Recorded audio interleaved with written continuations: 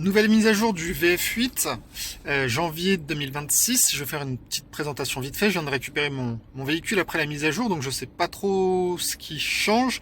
J'ai regardé rapidement dans les menus, j'ai pas vu trop de différence, à part l'application EarMap qui a été complètement modifiée. Donc, on va regarder rapidement à FRS 8A512.2. Hop. Par contre, dans les release notes, il n'y a rien d'indiqué en français. Alors, du coup, l'astuce, c'est qu'il faut basculer, hop, en anglais, English. On change pour aller voir ce qui se passe du côté du firmware. Et là, dans le What's New, pas grand chose de détaillé.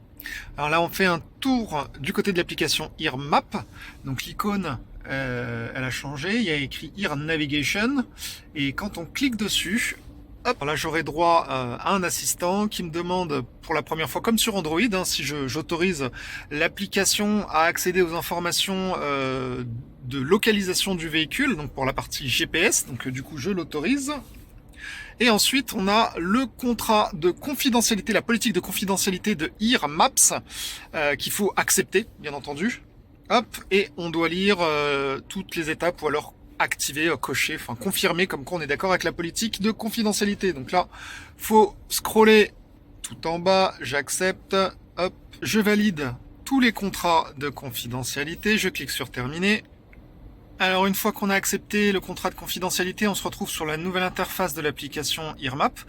Donc sur le côté, on a des raccourcis sur les indications sonores pour le guidage vocal, les calques. Quand je clique, je peux passer en vue standard ou en vue satellite. Je reste en vue standard. Et on a un petit éclair quand je clique dessus. Hop, ça permet d'afficher une vue de la cartographie avec une petite tache colorée qui permet d'indiquer à peu près le rayon d'action que je peux avoir avec le pourcentage de batterie que j'ai dans le véhicule. Donc, on a vu ce qu'il y avait sur le côté. Le petit cercle où il y a marqué 3D, ça permet uniquement de changer les modes de la boussole, de passer en vue 2D, 3D ou d'afficher le nord. Voilà, donc je me remets en vue 3D.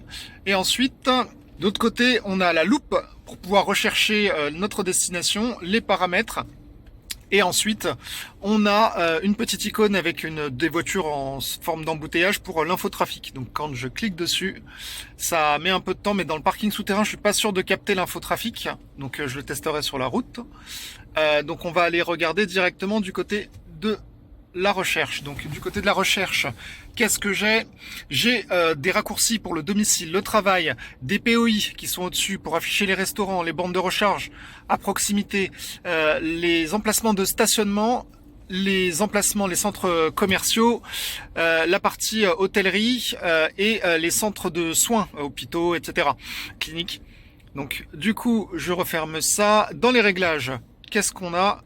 Alors dans la partie réglage, alors j'ai une liste déroulante sur le côté avec les différents paramètres, les différentes sections. Alors on va voir la partie navigation pour le début. Qu'est-ce qu'on a en navigation? On a sur la droite les préférences d'itinéraire, donc pour recevoir des alertes pour des itinéraires alternatifs que je vais cocher.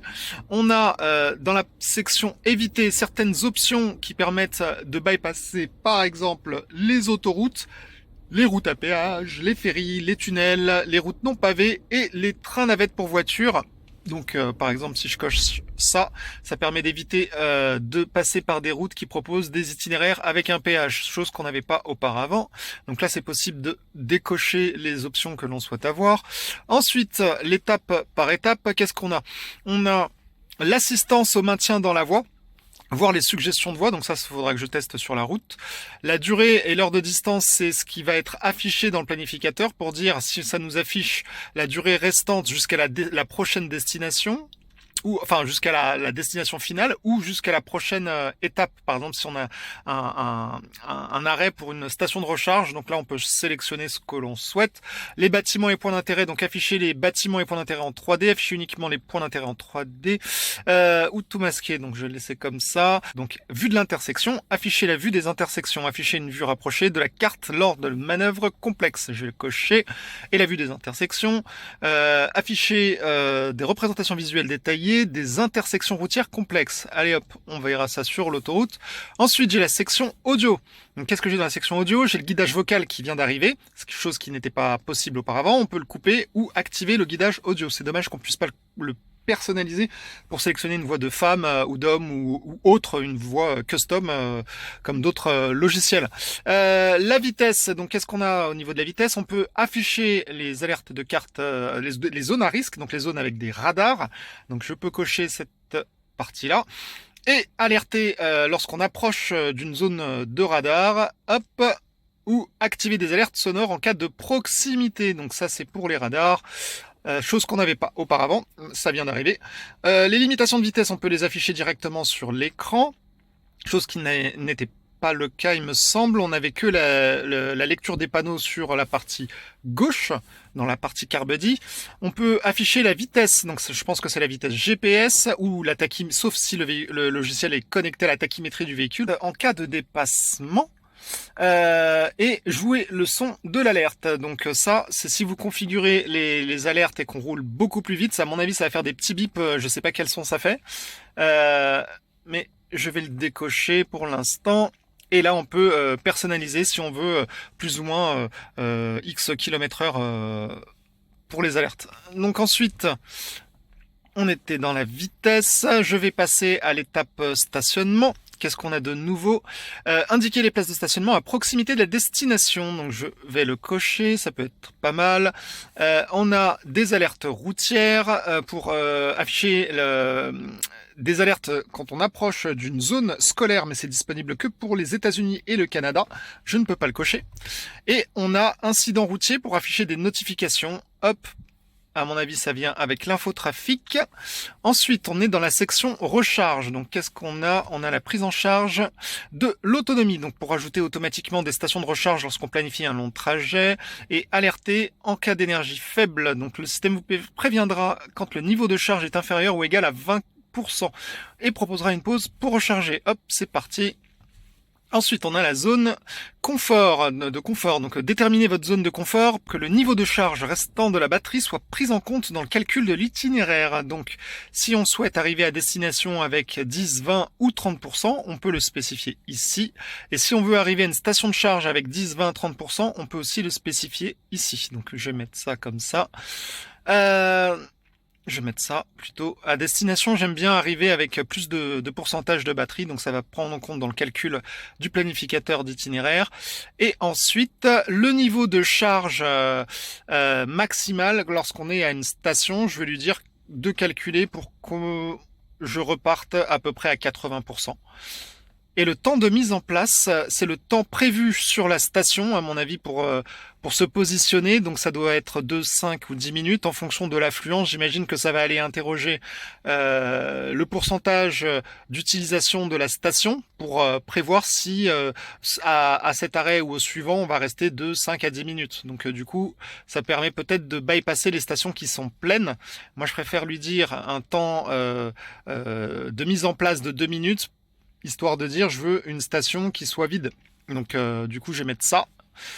Le type de connecteur, donc là on a une liste pour bypasser ou non les types de connecteurs que l'on souhaite retrouver sur sa route. Donc tout ce qui est en CCS 1, 2, Tesla, HADEMO, type 1, type 2, on peut sélectionner ce que l'on ne veut pas avoir. Je ne sais pas si je peux décocher Tesla, ça ne fonctionne pas.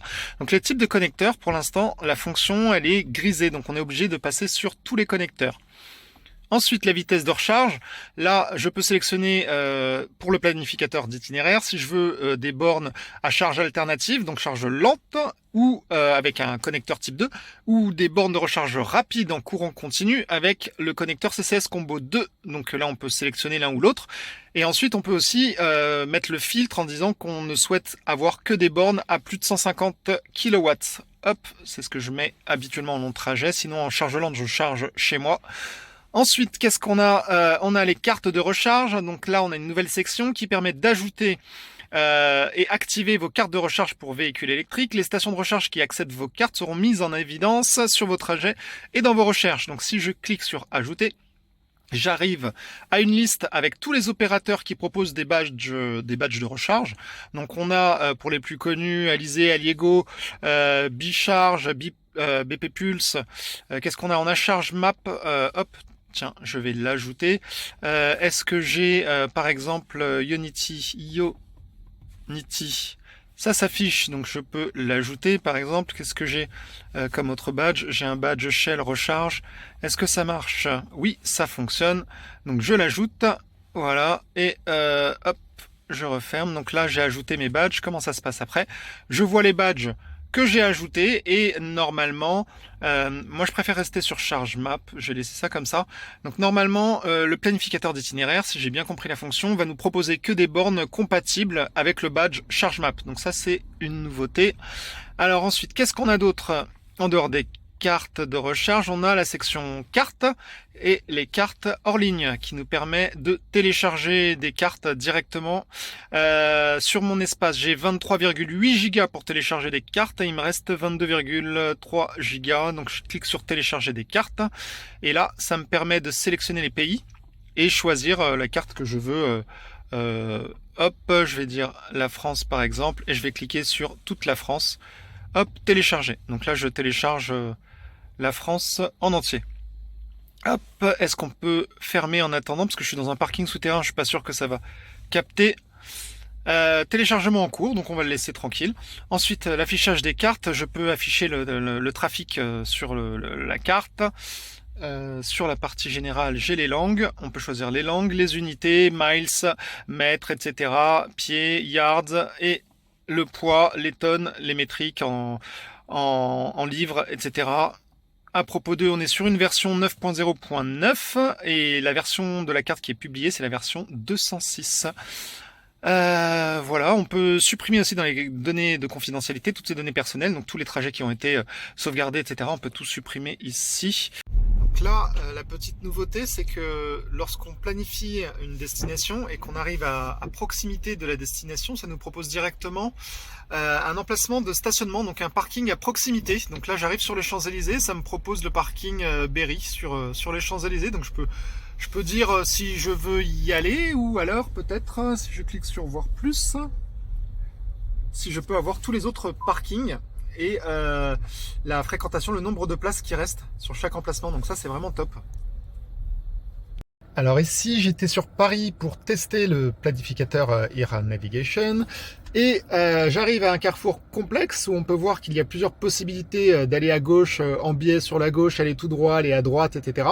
Et donc le planificateur va m'afficher un petit schéma de cette intersection complexe en superposition de la carte pour pouvoir m'indiquer clairement à quel endroit je dois tourner et quelle rue je dois emprunter. Alors ici, toujours dans Paris, j'arrive à une intersection complexe où on me demande de tourner à droite, sauf que j'ai une rue à droite en biais et une rue complètement à droite. Donc du coup, ça affiche automatiquement un petit schéma en zoom de l'intersection pour mieux expliquer quelle rue je dois prendre dans l'intersection. Je remets d'autres exemples comme ici aux Champs-Élysées où la cartographie va toujours s'afficher en surimpression pour indiquer à quel endroit tourner dans des intersections complexes. Si vous avez coché l'option de l'assistance au maintien dans la voie pour afficher des suggestions de voie, vous avez une surimpression sur la cartographie qui vous indique exactement sur quelle voie vous devez vous situer lorsqu'il y a une sortie d'autoroute. Donc là, sur l'autoroute A4, j'ai la petite surimpression avec le petit schéma qui m'indique où je dois me mettre sur la route. Ensuite, dans la section alerte sécurité routière, si vous avez coché l'option alerter en cas d'approche, vous allez avoir un petit logo orange qui va vous indiquer la présence de radar dans la zone à risque sur laquelle vous arrivez. Et si vous avez coché également les alertes de vitesse ou affiché la vitesse à laquelle vous roulez sur la carte, vous allez avoir un petit panneau avec la limitation de vitesse à laquelle vous êtes censé rouler. Donc les limitations de vitesse sont déjà inscrites dans la carte. Et vous allez avoir juste en dessous du panneau la vitesse GPS à laquelle vous roulez. Je vais conclure sur cette vidéo après avoir présenté la nouvelle version logicielle en FRS 8A 5.12.2 qui est disponible en Europe sur le VF8 et le VF6. Donc j'ai pas encore fait le tour clairement de tout ce qu'il y a de nouveau sur cette mise à jour. J'en dirai un peu plus sur le groupe Facebook VinFast France Fan Club si je constate d'autres éléments. Pour l'instant, la grosse nouveauté, c'est surtout l'application, la refonte de l'application Earmap qui apporte vraiment un plus en options et en fonctionnalité pour la navigation au quotidien et sur long trajet. Après, à tester si le planificateur d'itinéraire est plus fiable dans le calcul de la recharge et des distances, etc. pour la gestion de la batterie, de l'autonomie et compagnie. Ça, j'ai pas pu faire le test. Il faudrait que je fasse un long trajet sur plusieurs kilomètres. Je pense que j'essaierai un Paris-Lyon, quelque chose comme ça, pour voir si ça fonctionne bien, la proposition des bornes, si ça me propose bien des bornes qui sont pertinentes avec mon abonnement qui fonctionne, puisque j'ai sélectionné ChargeMap. Donc tout ça, faudra le tester sur mon trajet. Voilà, donc je ferai des retours au fur et à mesure des mises à jour. Dites-moi ce que vous en pensez, si vous avez pu tester la mise à jour. Pour l'instant, je trouve que c'est énorme ce qu'ils ont fait sur Earmap en termes de nouvelles fonctionnalités. Après, en termes de fluidité, je pense qu'il faut optimiser puisque j'ai quelques petits ralentissements dans les interfaces, quelques petits lags. Mais cette mise à jour, elle est surtout là pour corriger des problèmes connus, améliorer les performances et apporter de nouvelles fonctionnalités comme sur la partie Earmap qui a vu une belle refonte, de nouvelles fonctionnalités et on verra pour les mises à jour à venir, mais le logiciel s'améliore, il y a du mieux. On espère que vous pourrez tester tout ça prochainement dans les différents pays. Je vois que nos amis canadiens ont eu un peu de retard sur leur mise à jour. J'espère qu'ils pourront tester tout ça et nous donner leur retour sur les groupes Facebook VinFast au Québec ou VinFast France Fan Club.